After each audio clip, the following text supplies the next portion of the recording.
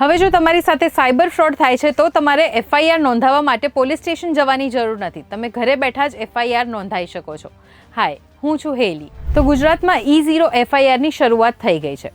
હવે જ્યારે પણ આપણી સાથે સાયબર ફાઇનાન્શિયલ ફ્રોડ થાય છે ત્યારે આપણે બે રીતે કમ્પ્લેન ફાઇલ કરી શકીએ છીએ. એક છે 1930 ઉપર રિપોર્ટ કરી અથવા તો નેશનલ સાયબર ક્રાઇમ પોર્ટલ ઉપર રિપોર્ટ કરીને.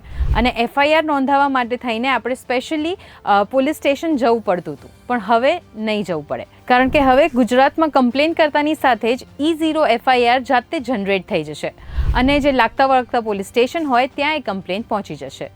આનાથી ઇન્વેસ્ટિગેશનની જે પ્રોસેસ છે એ પણ જલ્દી શરૂ થઈ જાય છે અને જે ફ્રોડ થયેલા પૈસા છે એને રિકવર કરવાના ચાન્સીસ પણ વધી જતા હોય છે. અને ઇન્ટરેસ્ટિંગ વાત એ છે કે અમદાવાદના એક વિક્ટિમને ડિજિટલ ફ્રોડથી બચાવવામાં પણ આવ્યો. 15 લાખથી વધારેની રકમ સમયસર એક્શન લેવાથી બચી પણ ગઈ. એટલા માટે તમે પણ આ વિડીયો વધુમાં વધુ લોકો જોડે શેર કરજો, જેથી કરીને આપણે એમના પૈસા પણ બચાવી શકીએ. અને શું ક્યારેય તમારી સાથે ડિજિટલ અરેસ્ટ થયું છે કે કોઈ પણ પ્રકારનો સાયબર ફ્રોડ થયો છે?